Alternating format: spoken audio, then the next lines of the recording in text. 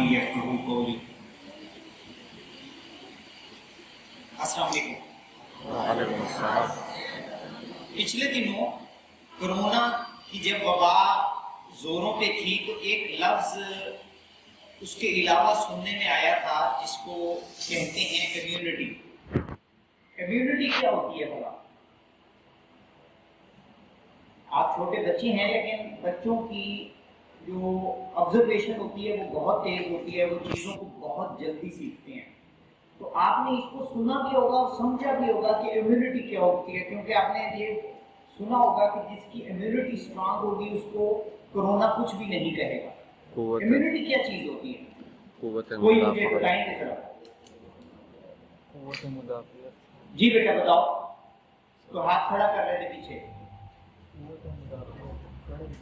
जी। आपकी आवाज मुझे नहीं आ रही, कोई अगर सुन रहे हैं तो मुझे आगे रिले कर दें।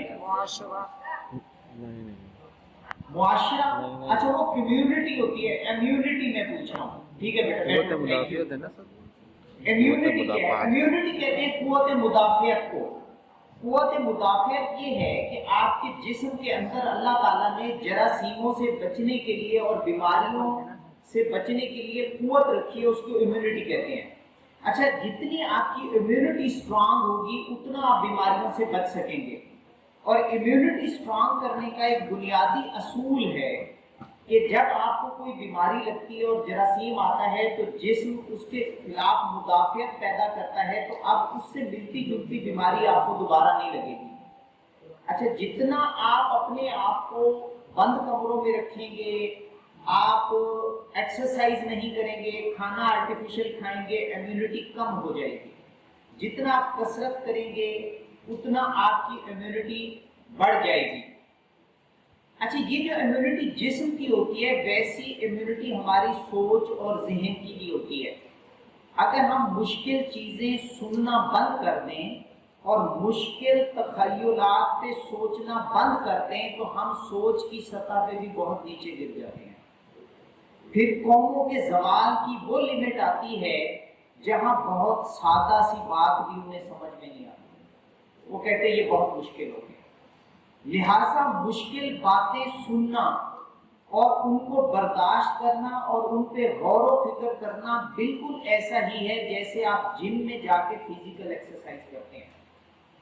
अगर बच्चों के सामने मुश्किल फलसफा, मुश्किल बात नहीं की जाएगी तो उनके सोचने समझने की सलाहियत की परवरिश नहीं होगी और सोच का लेवल इतना पस्त रह जाएगा कि वो कौम का मुस्तकबिल को सहार नहीं सकेंगे। लिहाजा मुश्किल बात सुनने, मुश्किल बात करने, मुश्किल बात को समझने से कभी घबराना नहीं चाहिए। आज हम क्योंकि इकबाल के हवाले से गुफ्तगू कर रहे हैं तो बज़ाहिर ये समझा जाता है कि इकबाल ने जो बातें की हैं वो बहुत मुश्किल हैं। हालांकि कतई मुश्किल बातें नहीं की, बहुत सादा सी बातें की हैं। हम शायद जो फास्ट फूड खाने के इतने ज्यादा आदी हो गए हैं कि अब हम देसी घी में बनी हुई ग़िज़ा हमारा पेट हजम नहीं कर सकता। तो इसमें प्रॉब्लम हमारे डाइजेस्टिव सिस्टम का है, इसमें ग़िज़ा का इशू नहीं है। लिहाजा अपने डाइजेस्टिव सिस्टम को दुरुस्त करना अपनी सेहत के लिए जैसे जरूरी होता है वैसे अपनी सोच को और समझने की सलाहियत की तामीर करना और उसकी इस्लाह करना भी इंसान की बका के लिए जरूरी होता है। इकबाल के पैगाम को आप बच्चे क्योंकि यहाँ पे बैठे हैं तो मेरा फेवरेट सब्जेक्ट भी बच्चे ही होते हैं। मैं बच्चों के साथ इंटरेक्ट करना भी पसंद करता हूँ, लेकिन डॉक्टर आरिफ सिद्दीकी साहब जितने एक लाइवली तरीके से कर रहे थे वैसे शायद मैं नहीं कर सकूंगा। तो इकबाल के पैगाम को अगर मैं समराइज करूं तो इकबाल आपको 6 पैगाम देता है बुनियादी तौर पे। सबसे पहली वो बात शुरू करता है कि जब तक एक इंसान अपने आप को नहीं पहचाने तो वो ना कोई अपना मकाम हासिल कर सकता है ना आगे बढ़ सकता है। सबसे पहली चीज क्या होगी? पहचान। अब जब हम पहचान की बात करेंगे तो हर इंसान को पता है कि वो इंसान है, वो फलां का बेटा है, फलां उसका वालिद है, उसको ग़िज़ा ये चाहिए। क्या इतनी पहचान इंसान के लिए काफी है? नहीं।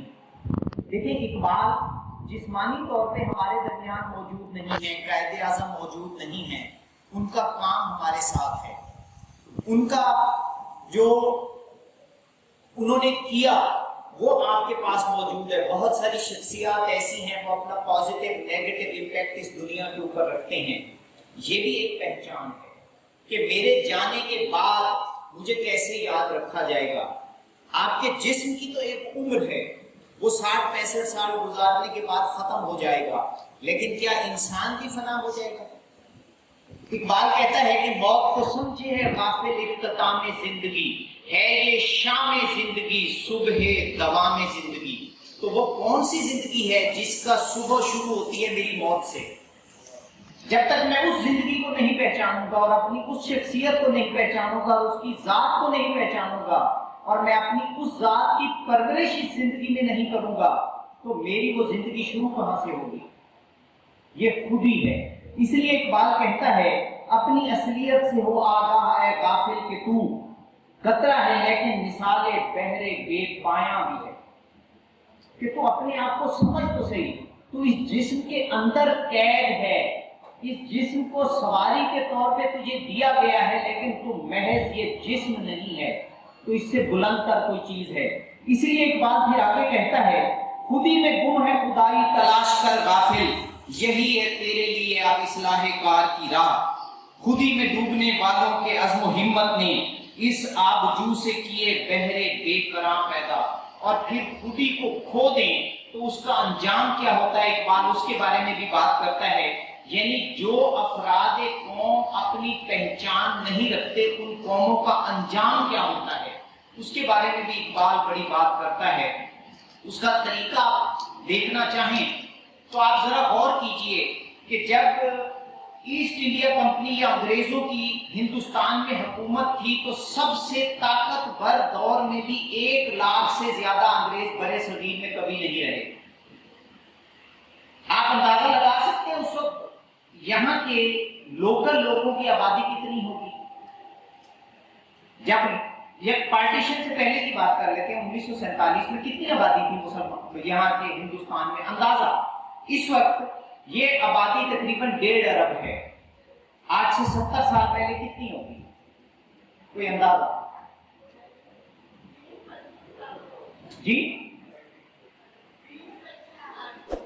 نہیں، 20-25 لاکھ تو نہیں، یہ آبادی اب تک ٹرپل ہوئی ہے، تو اس حساب سے اگر آپ جائیں گے تو 50 کروڑ کے قریب آبادی تھی، اور 50 کروڑ لوگوں کو 1 لاکھ لوگوں نے غلام بنایا ہوا تھا۔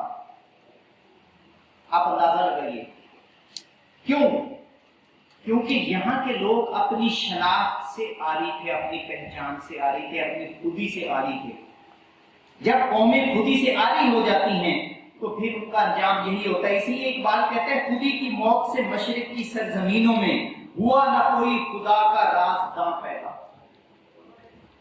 خودی کی موت۔ پھر وہ کہتے ہیں جب تم اپنے آپ کو پہچانو گے تو تمہیں خدا کی پہچان بھی آئے گی، کیونکہ من عرف نفسہ فقد عرف ربہ، جو اپنے آپ کو پہچانتا ہے پھر وہ رب کو پہچان سکتا ہے۔ پھر کہتے ہیں جب تم رب کو پہچانو گے تو پھر تمہیں یقین کی دولت آئے گی آپ میں۔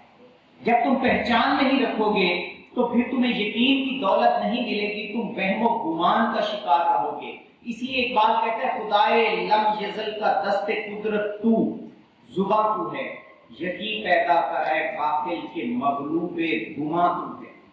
تیرے اوپر گمان کا جو اندھیرا ہے وہ چھایا ہوا ہے، تجھے اپنی پہچان نہیں ہے، تو سمجھ نہیں پا رہا کہ تو اس دنیا میں کرنے کیا آیا تھا اور تو کس چیز میں اپنے آپ کو کھپا رہا ہے اس زندگی کو۔ پھر جب تمہیں پہچان آ جائے گی اور تمہارے اندر یقین آ جائے گا تو پھر ایک بات کہتے ہیں تمہارے اندر ایک عزم بلند پیدا ہوگا۔ اس زندگی کو جب تم صحیح سمجھ جاؤ گے تو اس زندگی کے مقصد کو پہچانو گے تو تمہارا پھر جو عزم ہوگا اس زندگی کے بارے میں تو وہ بہت بلند ہونا چاہیے۔ اسی لیے اقبال کہتا ہے برہنہ سر ہے تو عزم بلند پیدا کر، کہ اگر تو سمجھتا ہے کہ تجھے جو سٹیٹس ملنا چاہیے، وہ اوقات ملنی چاہیے، عزت ملنی چاہیے، وہ تجھے نہیں ملی تو تیرا دراصل عزم ہی چھوٹا ہے، ارادہ ہی چھوٹا ہے۔ برہنہ سر ہے تو عزم بلند پیدا کر، کہ یہاں فقط سر شاہی کے واسطے ہے کلا، کہ یہاں پہ صرف کلا شاہین کو پہنائی جاتی ہے، کبے کو کوئی تاج نہیں پہناتا۔ تو جب تک تیرا عزم بلند نہیں ہوگا تجھے کلا نہیں مل سکتی، عزت نہیں مل سکتی۔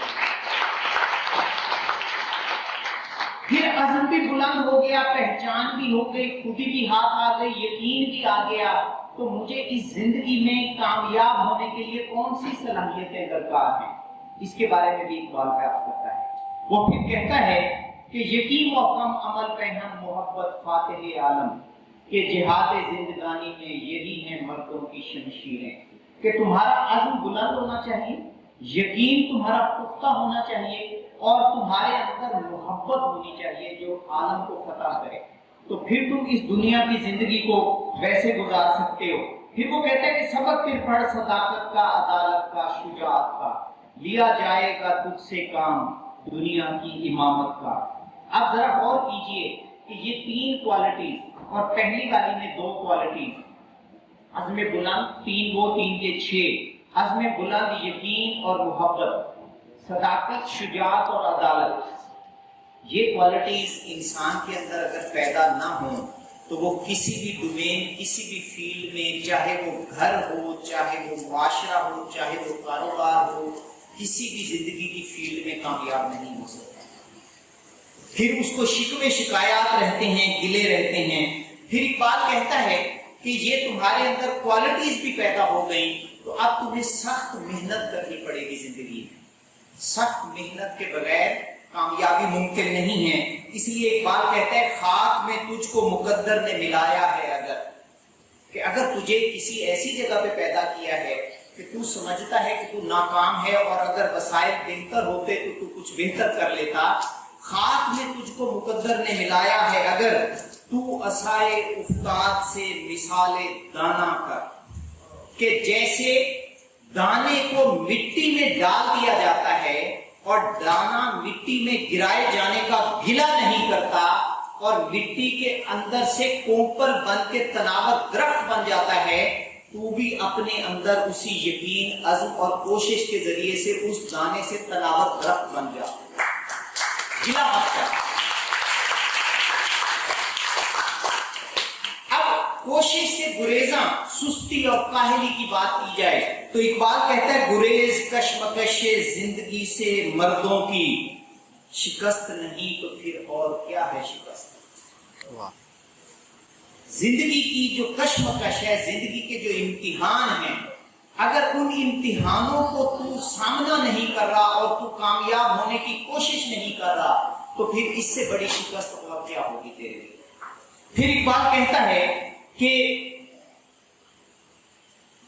تو جہاں میں کسی پتھر سے نہ ٹکرایا، کسے خبر کہ تو سنگ کھارا ہے یا کہ زجاج، کہ تجھے مشکلات کے سامنے اس لیے لایا جاتا ہے کہ تجھے ٹھوکر لگے اور تیرے اوپر کا خول ٹوٹے تو پتہ لگے کہ تیرے اندر قیمتی پتھر ہے یا نہیں ہے، کہ صرف ایک بے قیمت کا پتھر ہے۔ وہ کہتا ہے یہ زندگی میں جو مشکلات آتی ہیں، جو آزمائشیں آتی ہیں، یہ اصل میں تمہیں ترقی دینے کے لیے آتی ہیں، اور اسی کے بارے میں قرآن کہتا ہے کہ لا یکلف اللہ نفسا الا وسعها، ہم کسی کو مشکل میں نہیں ڈالتے، ذمہ داری نہیں دیتے، امتحان میں نہیں ڈالتے، سوائے اس کے کہ ہمارا مقصد اسے وسعت دینا ہوتا ہے، اسے پھیلانا ہوتا ہے، وسعها، اس کو وسیع کرنا ہوتا ہے، اسے پھیلانا ہوتا ہے۔ جب بھی وہ اس مشکل کا خندہ پیشانی سے سامنا کرتا ہے تو اس کو وسعت ملتی ہے، اس کی صلاحیتیں بھی بڑھتی ہیں، اور وہ کوالیفائی کرتا ہے کہ اسے زندگی میں، کائنات میں زیادہ آگے مقام دیا جائے۔ پھر اقبال کہتا ہے کہ امید ایک بڑی چیز ہے، تمہیں کوشش کرتے ہوئے امید کا دامن کبھی نہیں چھوڑنا چاہیے، نہ ہو نومید کہ نومیدی زوال علم و عرفاں ہے، امید مرد مومن ہے خدا کے رازدانوں میں، کہ جو خدا کو پہچاننے والا مرد مومن ہے وہ ہمیشہ پر امید ہوتا ہے، وہ زندگی کے کسی موڑ پہ نا امید نہیں ہوتا۔ پھر اقبال کا آخری شعر سنا کے میں بات کو اپنی ختم کروں گا. وہ کہتا ہے دلوں میں ولولے جہانگیری کے نہیں اٹھتے، دلوں میں ولولے جہانگیری کے نہیں اٹھتے، نگاہوں میں اگر پیدا نہ ہو انداز آفاقی. جب تک تمہاری نگاہوں میں آفاقی انداز نہیں ہوں گے، تمہارے اندر یونیورسل پرنسپلز نہیں ہوں گے، تمہارا عزم بلند نہیں ہو سکتا، تمہارا یقین مستحکم نہیں ہو سکتا، تمہاری محبت فاتح عالم نہیں ہو سکتی، اور تم زندگی میں کوئی مقام اور مرتبہ حاصل کرنے میں ناکام ہو. آپ کا بہت شکریہ.